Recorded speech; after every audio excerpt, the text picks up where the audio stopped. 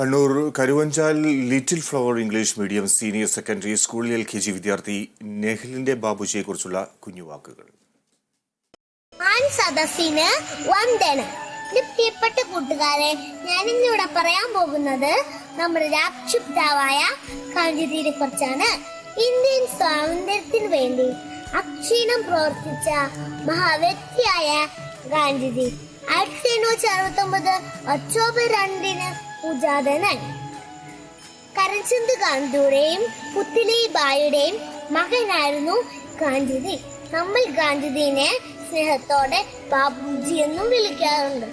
അദ്ദേഹത്തിന്റെ ആത്മകഥ പുതുതലമുറയ്ക്ക് വളരെ പ്രചോദനം നൽകുന്നതാണ്. നമ്മോട് വിട പറഞ്ഞെങ്കിലും അദ്ദേഹം ഇന്നും മനുഷ്യ ഹൃദയങ്ങളിൽ ജീവിക്കുന്നു. ഇത്രയും പറഞ്ഞുകൊണ്ട് എന്റെ ഇളയ വാക്കുകൾ നിർത്തുന്നു. ജയ് ഹിന്ദ്. എന്റെ ബാപ്പുജി കുഞ്ഞുങ്ങളുടെ പ്രസംഗം നിങ്ങൾക്കായി അവതരിപ്പിക്കുന്നത് കേരള വിഷൻ നവകേരള പ്ലാൻ വെറും 199 രൂപയ്ക്ക്.